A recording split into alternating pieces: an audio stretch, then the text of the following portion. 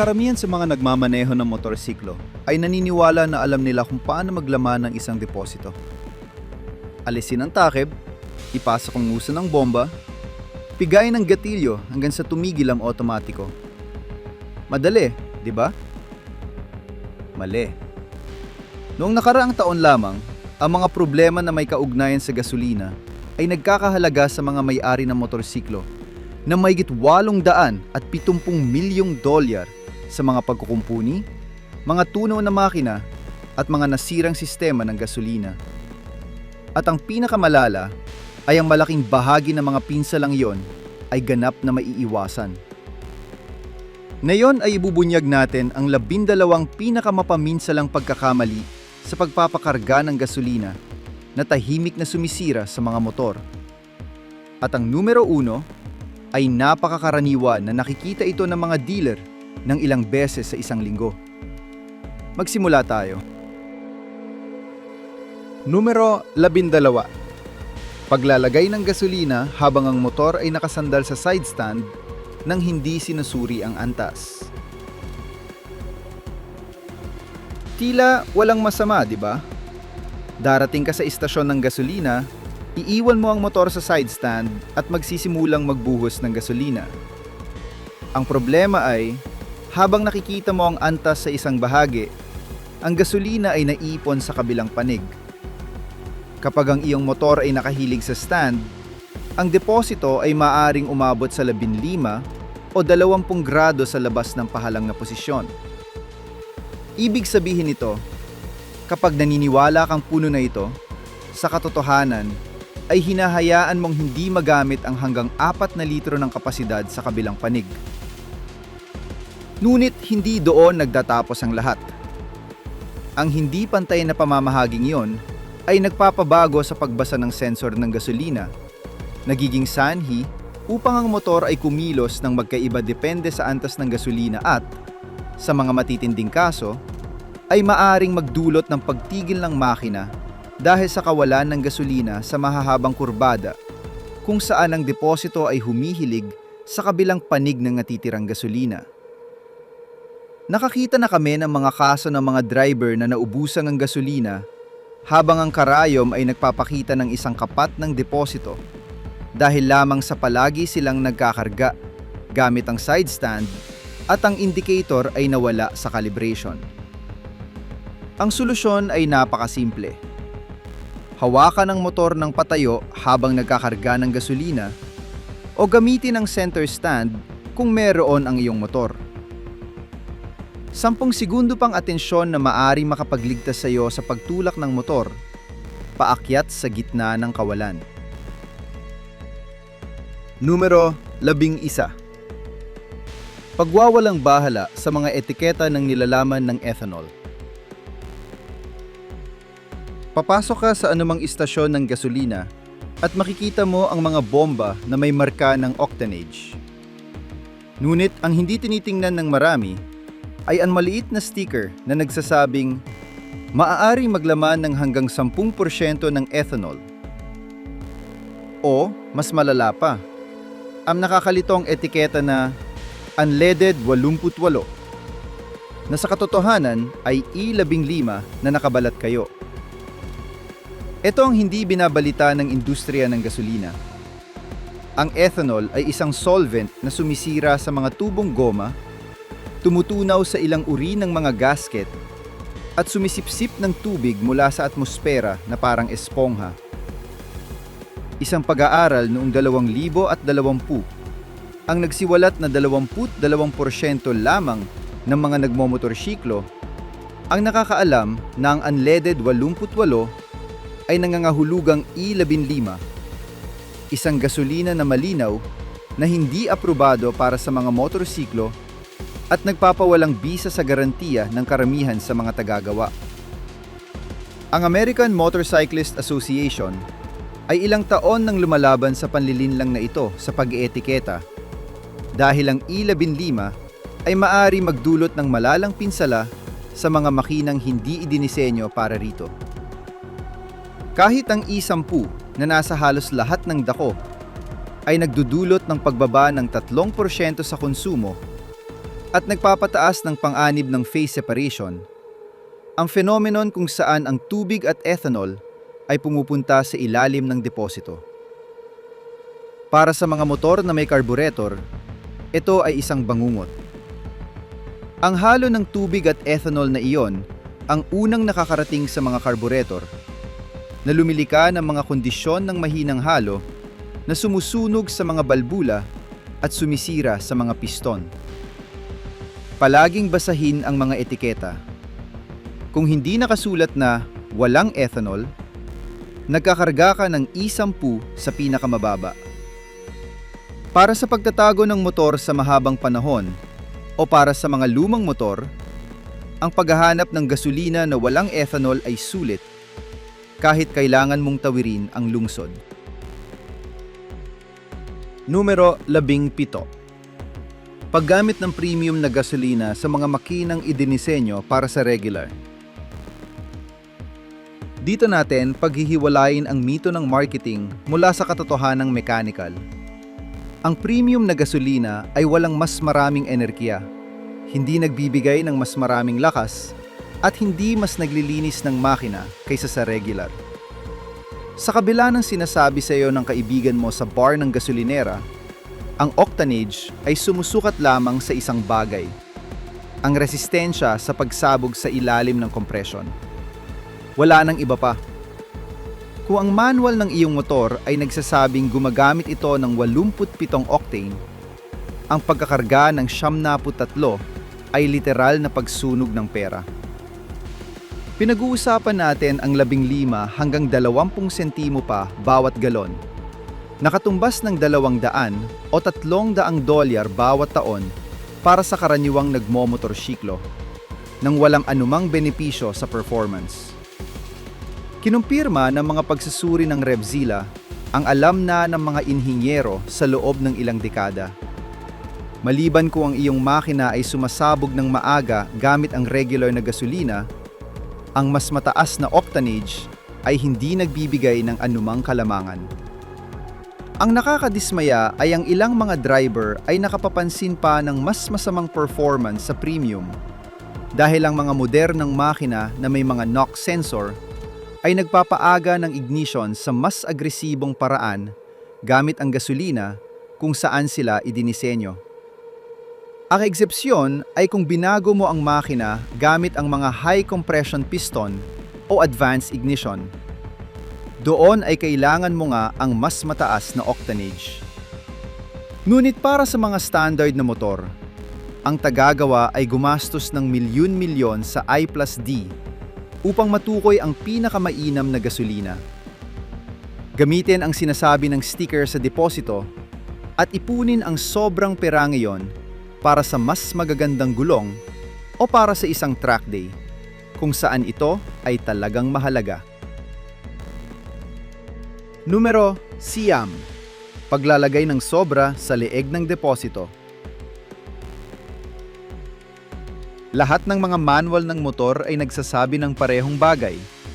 Punuin hanggang sa base ng leeg ng deposito, hindi hihigit doon. Ngunit ang mga nagmumotorsiklo ay sistematikong binabalewala ito sa pagnanais na magpasok ng isang kapat ng galon na dagdag sa pag-aakalang pahahabain nila ang layo ng mararating. Ang tunay nilang ginagawa ay nilulunod ang sistema ng evaporasyon. Ang mga modernong motor ay may filter na activated carbon na kumukuha ng mga singaw mula sa deposito at ipinapadala ang mga ito sa makina upang sunugin. Ang sistemang ito ay para lamang sa mga singaw, hindi para sa likidong gasolina. Kapag pinuno mo ng labis, ang likidong gasolina ay pumapasok sa filter, pinupuno ang activated carbon, at ginagawa itong hindi na magagamit. Kapag napuno na, hindi na may lalabas ng filter ang singaw ng deposito ng maayos, na lumilika ng vacuum habang nauubos ang gasolina. Ang vacuum na yon ay humahadlang sa pagdaloy ng gasolina sa makina, na nagiging sanhi ng mga paghila at hirap sa pagpapaandar.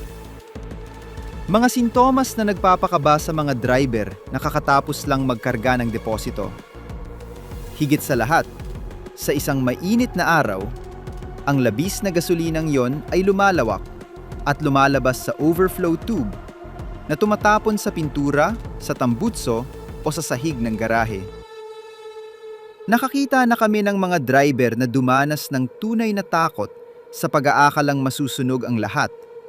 At pagkatapos ay dinala ang motor sa talyer para singilin sila ng $300 o $500 para sa isang bagong carbon filter na hindi sakop ng insurance dahil itinuturing itong maintenance.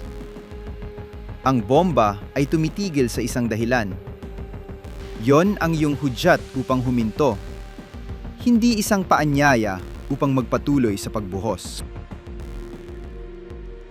Numero 8. Pagbili ng murang gasolina sa mga istasyon na may kadudadudang reputasyon. Ang independenteng istasyon ng gasolina na iyon, na nag-aanunsyo ng gasolinang mas mura ng 20 sentimo bawat galon, ay may dahilan para sa diskwentong iyon. Ang kalidad ng gasolina ay lubhang nag-iiba sa pagitan ng mga supplier, at ang mga istasyong walang tatak ay madalas na bumibili sa pinakamura, nang walang garantiya tungkol sa mga pakete ng additives o kontaminasyon. Ang malalaking tatak tulad ng Shell, Chevron o Mobil ay naglalagay ng malaking puhunan sa mga detergent additives na nagpapanatiling malinis sa mga sistema ng gasolina. Isang pag-aaral mula sa Universidad ng Michigan ang nakatuklas na ang gasolinang hindi dekalidad ay bumubuo ng 19 na beses na mas maraming deposito sa makina kaysa sa dekalidad sa loob lamang ng 7,000 kilometro. Para sa mga motorsiklo na may mas maliliit na sistema ng gasolina at mas mahigpit na tolerances kaysa sa mga kotse, mas mahalaga ito. Mayroong 12 ng mga kwento ng katatakutan sa mga forum. Kontaminadong gasolina mula sa mga tangkeng nasa masamang kondisyon na nagdudulot ng ganap na pagkasira sa sistema. Tubig sa gasolina dahil ang mga may-ari ng istasyon ay hindi sinusuri ang kanilang mga tangke sa ilalim ng lupa. At maging ang mga octanage na may maling etiketa. Isang nagmomotorsiklo ang nagdokumento sa ADV Rider kung paano nangailangan ng kanyang Ducati ng isang kumpletong paglilinis ng sistema ng gasolina pagkatapos ng isang karga lamang ng kahina-hinalang gasolina. $1,800 sa bayad sa trabaho. Ang natipid na $10 sa pagpapagasolina na yon ay biglang hindi na tila kaakit-akit. Manatili sa mga istasyong may kilalang tatak. Ang iyong sistema ng gasolina ay hindi lugar para maghanap ng mura. Numero 7. Paggamit ng regular na gasolina sa mga makinang nangangailangan ng premium. Ito ang kabaligtaran ng pagkakamali numero 10 at ito ay higit na mapanganib. Kapag ang manual ng iyong motor ay tumutukoy ng premium na gasolina, hindi ito isang mungkahi. Ito ay isang kinakailangan sa ininyertsa. Ang mga makinang may mataas na compression na kinabibilangan ng karamihan sa mga sports bike at maraming modernong twins ay gumagawa ng labis na init at presyon sa loob ng combustion chamber. Kaya ang gasolinang may mababang octanage ay sumasabog ng napaaga. Ang pre-ignition na ito ay lumilika ng isang peak ng presyon na tumatama sa piston habang ito ay paakyat pa lamang, na bumubuo ng mga puwersa na hindi idinisenyo para sa makina. Ang pagsabog na ito ay maaring bumasag sa ulo ng piston, magpabagsak sa mga segment, sumira sa mga bearing ng biyela, at magdulot ng ganap na pagkasira ng makina. Hindi natin pinag-uusapan ang bahagyang pagkawala ng performance, kundi ang isang mapaminsalang pagkasirang mechanical na nangangailangan ng muling pagbuo ng buong makina. Ang ilang mga modernong motor ay may mga knock sensor na nagpapaantala sa ignition upang bumawi. Ngunit yon ay pagkontrol lamang sa pinsala, hindi isang solusyon. Patuloy ka pa ring lumilika ng mas mataas na temperatura ng combustion na nagpapabilis sa pagkasira at nawawalan ka ng lakas dahil ang makina ay hindi makatrabaho gamit ang ignition na idinisenyo para rito. Sa mga motor na walang knock sensor, na siyang karamihan, naglalaro ka ng Russian roulette sa tuwing binubuksan mo ang gas. Kung dahil sa pangangailangan ay kailangan mong magkarga ng gasolinang may mas mababang octanage, iwasan ang matataas na revolusyon at ang mga sitwasyon ng mabigat na karga hanggang sa makapagkarga ka muli ng tamang gasolina. Ngunit kung gagawin mo itong bisyo, naghahanap ka ng bagong makina. Ang 6 na pagkakamaling ito ay malala na. Ngunit ang susunod ay ang tunay na impyernong mekanikal.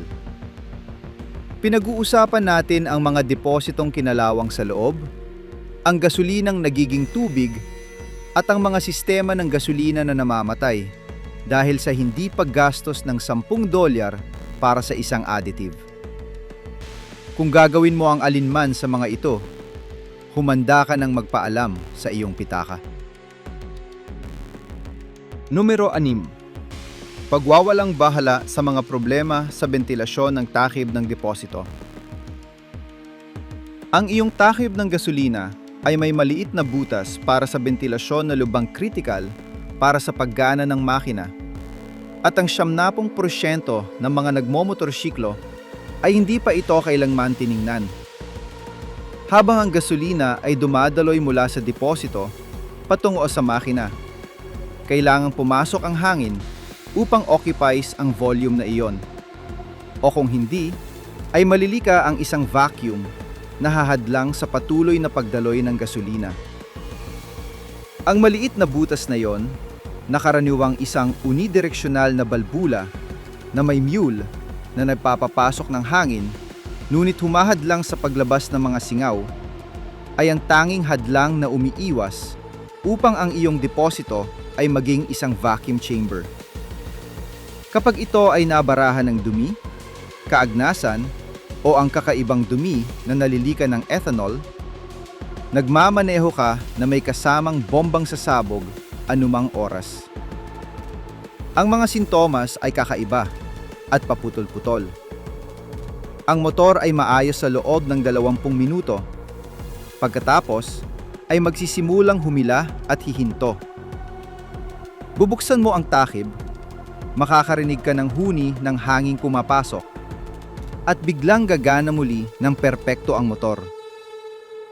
Ang vacuum na yon ay napakalakas na maaari nitong papanghitin ang mga metal na deposito. May mga larawan sa mga forum ng mga may-ari na nagpapakita ng mga depositong na UP na may mga UP na kasing laki ng plato. Lahat ay dahil sa mga aftermarket na takip na hindi nagbibigay ng tamang bentilasyon. Ang forum ng Yamaha Star ay nagdokumento ng mga kaso kung saan ang mga takip na walang bentilasyon ay nagdulot ng ganap na pagbagsak ng deposito na nangangailangan ng pagpapalit. $400 hanggang $800 sa mga pagkukumpuni dahil may nag-install ng murang takip mula sa eBay. Maging ang mga takip mula sa pabrika ay nasisira sa paglipas ng panahon. Ang balbula ng mule na iyon ay dumidikit. Ang maliit na butas ay nababarahan ng dumi mula sa daan. At naiiwan kang may motor na gumagana lamang sa eksaktong oras na kinakailangan upang malika ang sapat na vacuum para malunod ang bomba ng gasolina. Gawin ang pagsusuri. Alisin ang takip pagkatapos ng ilang sandali ng pagmamaneho at makinig. Kung makakarinig ka ng huni ng hangin pumapasok, ang iyong bentilasyon ay hindi gumagana. Linisin ito o palitan ang takip bago ka nito itirik. Numero 5. Pagkatago ng motor na walang laman ang deposito. Ito ay sumasalungat sa pinaniniwalaan ng marami nagmomotorsiklo tungkol sa pagtatago tuwing taglamig at nagkakahalaga ito sa kanila ng daan-daang dolyar sa mga pagkukumpuni ng deposito tuwing tagsibol. Ang lohika ay tila makatwiran. Ubusin ang lahat ng gasolina upang hindi ito mapanis. Ang problema ay ang isang bakanteng deposito ay lumilika ng perpektong kapaligiran para sa condensation. Kapag ang temperaturo ay nagbabago at mangyayari ito kahit sa loob ng isang garahe, ang hangin sa loob ng deposito ay lumalawak at umaikli. Humihigop ng mahalumigmig na hangin mula sa atmosfera. Ang halumigmig na yon ay namumuo sa malalamig na dingding na metal ng deposito at nakalikha na ng pabrika ng kalawang. Ang mga depositong gawa sa asero ay lalong madaling masira, ngunit maging ang mga gawa sa aluminyo ay dumaranas ng kaagnasan na bumubuo ng mga particle na kalaunan ay pumapasok sa sistema ng gasolina. Maraming mga manual na mga tagagawa ang malinaw na nagsasabi nito. Itago ang motor na puno ang deposito at nilagyan ng stabilizer, hindi bakante. Ang isang depositong puno ng gasolinang may stabilizer ay hindi nag-iiwan ng espasyo para sa hangin na ganap na nag-aalis ng condensation. Ang gasolina mismo ay lumilika ng isang protektadong harang laban sa metal.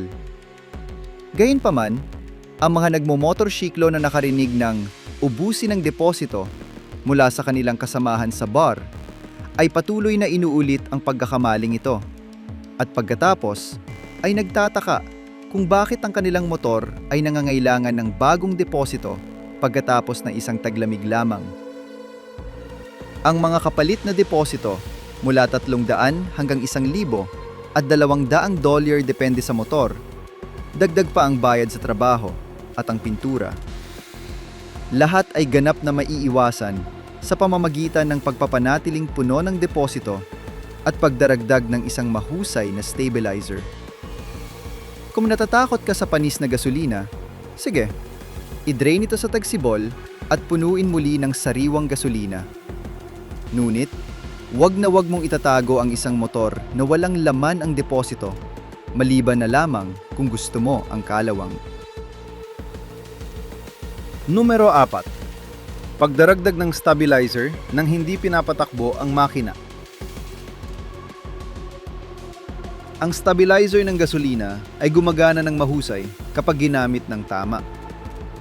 Ang pagbuhos nito sa deposito, pagsasara ng takip, at pag-alis ay pagtatapon lamang ng pera at pagtiyak ng paglilinis ng mga carburetor sa tagsibol. Ang hindi naiintindihan ng mga nagmomotorsiklo ay ang stabilizer na lumulutang sa deposito ay walang ginagawa para sa gasolinang nasa mga tubo, sa bomba, sa mga injector o sa mga lalagyan ng carburetor. Iyan ang gasolinang bubuo ng goma at magdudulot ng mga problema sa pag-andar dahil ito ay nasa mas maliliit na volume kung saan ang evaporasyon at oksidasyon ay nangyayari ng mas mabilis. Ang tamang pamamaraan ay simple, ngunit nangangailangan ng 5 minutong dagdag na hindi inilalaan ng karamihan. Idagdag ang stabilizer sa isang depositong halos puno. Pagkatapos, ay paandarin ang motor at hayaan itong naka-idle nang hindi bababa sa 5 o 10 minuto upang ang gasolinang may gamot ay umikot sa buong sistema. Ang ilang mga mekaniko ay nagrerekomenda ng 20 minuto upang maging ganap na sigurado. Mayroong hindi mabilang na mga mensahe sa mga forum ng Triumphrat at iba pang mga komunidad na nagdodokumento nito. Mga nagmomotorsiklo na nagbuhos lamang ng stabilizer at ipinarada ang motor ay ginugol ang unang weekend ng tagsibol sa pagbabaklas ng mga carburetor at paglilinis ng jingle. Ang mga nagpaandar ng makina pagkatapos itong idagdag ay napaandar ang kanilang mga motor sa unang subok pa lamang. Kung gumagamit ka ng seafoam o startron, mahalaga rin ang proporsyon. Ang sobrang kaunti ay hindi magbibigay ng sapat na proteksyon. Ang sobrang dami sa ilang mga stabilizer ay maaring magdulot ng mga deposito. Basahin ang mga instruksyon sa bote. Sundin ang mga ito ng husto. Pasasalamatan ka ng iyong sarili sa tagsibol para sa 10 minutong dagdag na idling na yon. Numero 3. Hindi pag-intindi sa phase separation ng ethanol. Dito nagpapakita ang madilim na panig ng ethanol sa mas mapaminsalang paraan. At nangyayari ito sa iyong deposito na yun din kung gumagamit ka ng E10. At ang motor ay matagal nang nakatigil. Ang ethanol ay hygroscopic na nangangahulugang agresibo itong sumisipsip ng tubig mula sa anumang pinagmulan. Ang halumigmig ng hangin, ang condensation sa deposito, ang sariling halumigmig ng gasolina. Ang limitasyon ay 0,5% ng nilalamang tubig. Kapag nalampasan ang limitasyong iyon, ang halo ng ethanol at tubig ay nagiging mas mabigat kaysa sa gasolina at nahuhulog sa ilalim ng deposito na bumubuo ng isang hiwalay na layer. Ito ang phase separation. At ito ay mas malala kaysa sa pagkakaroon lamang ng tubig sa gasolina. Ang hiwalay na layer na iyon ay naglalaman ng lahat ng ethanol na siyang nagbibigay ng octanage sa iyong gasolina. Kaya ang iyong gasolinang 87 octane ay nagiging gasolinang 82 hanggang 84 na octane na lumulutang sa ibabaw ng halo ng tubig at ethanol sa ilalim. Kapag ang bomba o ang gripo ng gasolina ay humigop mula sa ilalim, ipinapadala nito ang halong iyon ng direkta sa makina. Ang resulta ay isang agarang kondisyon ng mahinang halo dahil hindi gasolina ang pumapasok, kundi tubig. Ang mahinang halong iyon ay nagpapataas ng temperatura ng combustion na sumusunog sa mga balbula, sumisira sa mga piston at, sa mga matitinding kaso, ay maaring magpatigil sa mga makina. Ang Road Guardian ay malawakang na dokumento nito. Ang mga motor na nakatago kahit sa mga garayeng may aircon ay nakakaranas ng phase separation pagkatapos lamang ng ilang buwan gamit ang gasolinang E10. Ang mga forum ay puno ng mga kwento ng sakuna sa pagpapaandar sa tagsibol. Mga motor na hindi umaandar, na gumagana ng hindi maayos, o hindi gumagana sa lahat dahil sinusubukan nilang sunugin ang karaniwang ilegal na alak na may halong tubig. Ang solusyon ay mahal. Ganap na pagpapatuyo ng sistema ng gasolina, paglilinis ng deposito, at potensyal na mga bagong bomba at filter. Ang pag-iwas ay mura. Gumamit ng gasolina na walang ethanol para sa pagtatago. O kung wala kang access dito, gumamit ng stabilizer na particular para sa gasolinang may ethanol. Ang phase separation ay hindi nangyayari sa loob ng isang gabi, ngunit nangyayari ito. At kapag nangyari ito, mahaharap ka sa mga bayarin na may 4 na digit. Numero 2. Hindi pagbabasa ng mga etiketa sa mga bomba na nagpapahiwatig ng E15. Ang gasolinang E15 ay malinaw na ipinagbabawal para sa paggamit sa mga motorsiklo. Hindi lamang hindi inirerekomenda o hindi mainam, ipinagbabawal sa antas federal ng EPA para sa mga makinang hindi pang sasakyan. Gayunpaman, ito ay makukuha sa mga gasolinera sa buong Estados Unidos sa ilalim ng mga etiketang sadyang mapanlinlang tulad ng unleaded 88 o 88 octane, kung saan ang bansag na E15 ay nakatago sa maliit na titik. Ang National Marine Manufacturers Association ay tinawag ang pag-etikelang ito na peke at idinisenyo upang lituhin ang mamimili. At tama sila. Ang pag-aaral noong 2020 na nabanggit natin kanina ay nagsiwalat na 64% ng mga tao ang nag-aakala na anumang gasolinang ibinebenta sa mga bomba ay ligtas para sa anumang makina. At sila ay nagkakamali. Ang paggamit ng E15 sa iyong motor ay maaari magdulot ng ganap na pagkasira ng sistema ng gasolina. Ang dagdag na 5% ng ethanol na iyon ay nagdadala ng aksyong solvent nang higit pa sa idinisenyong kakayahan ng mga sistema ng gasolina ng mga motor.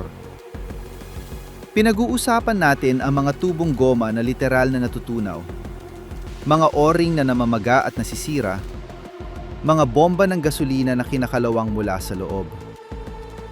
Isang artikulo ng Motorcycle Mojo noong Oktubre ng 2025 ang nagdokumento ng mga nagmomotorsiklo sa Quebec na nakaranas ng mga mapaminsalang pagkasira matapos maging standard ang E15 sa mga gasolinera. Ang mga motor na maayos na gumagana sa loob ng maraming taon ay biglang hindi na umaandar pagkatapos lamang ng ilang karga. Ang mga sintomas ay kinabibilangan ng mahirap na pag-andar, mga paghila sa pagpabilis, at, sa mga malalang kaso, ganap na kontaminasyon ng sistema na nangangailangan ng pagpapalit ng bawat bahaging goma sa circuit ng gasolina. Marami mga tagagawa ang tumutukoy sa kanilang mga garantiya na ang paggamit ng E15 ay nagpapawalang bisa sa coverage. Hindi ka lamang nangangganib sa isang bayarin sa pagkukumpuni. Nangangganib ka sa isang bayarin sa pagkukumpuni na hindi sakop na maaring lumampas sa $3,000. Ang American Motorcyclist Association ay ilang taon nang lumalaban para sa mas mahusay na pag-etiketa sa mga bomba dahil ito ay isang problema ng buong industriya. Hanggang sa mangyari yon, kailangan mong basahin ang bawat etiketa ng bawat bomba sa tuwing magpapakarga ka. Kung nakasulat ay 88 o E15, huwag itong gamitin. Tapos. Numero 1. Hindi kailanman paggamit ng fuel stabilizer para sa pagtatago. Ito ang pinakamahal na pagkakamaling ginagawa ng mga nagmomotorsiklo. At ito ay ganap na maiiwasan sa halaga ng isang bote ng $10 na stabilizer.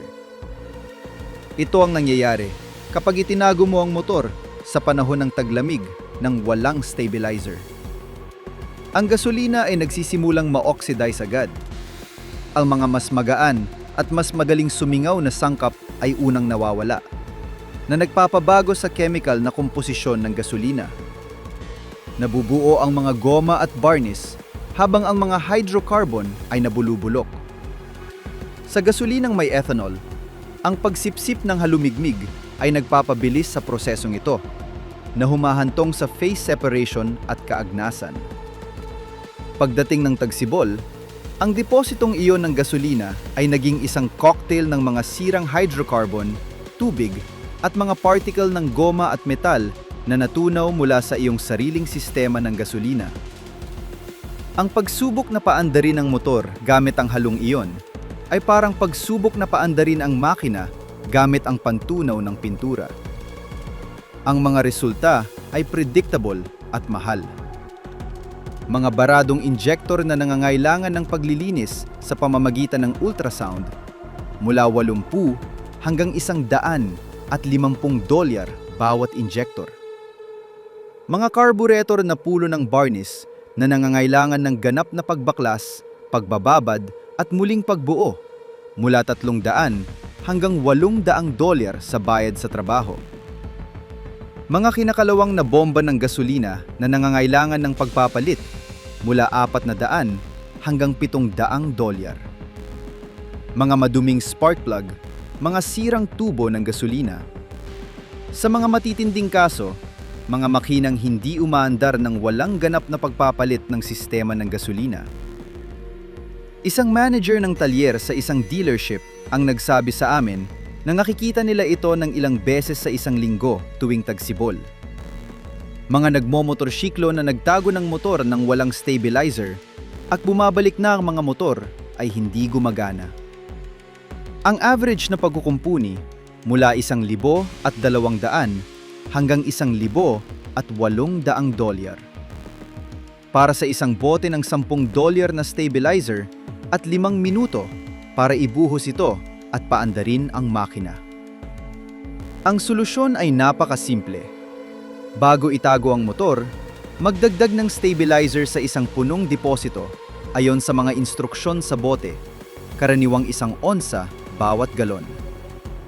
Pagkatapos, ay paandarin ang motor ng 5 hanggang 10 minuto upang ang gasolinang may gamot ay umikot sa buong sistema. Yon lang. Ang Stabil, Startron, Seafoam, lahat sila ay gumagana at lahat sila ay nagkakahalaga ng mas mababa kaysa sa isang karga ng gasolina. Ang alternatibo ay gugulin ang mga weekend ng tagsibol sa pag-aayos ng motor sa halip na pagmamaneho nito at gastusin ang iyong budget sa pagmamaneho sa mga pagkukumpuni sa halip na sa gamit.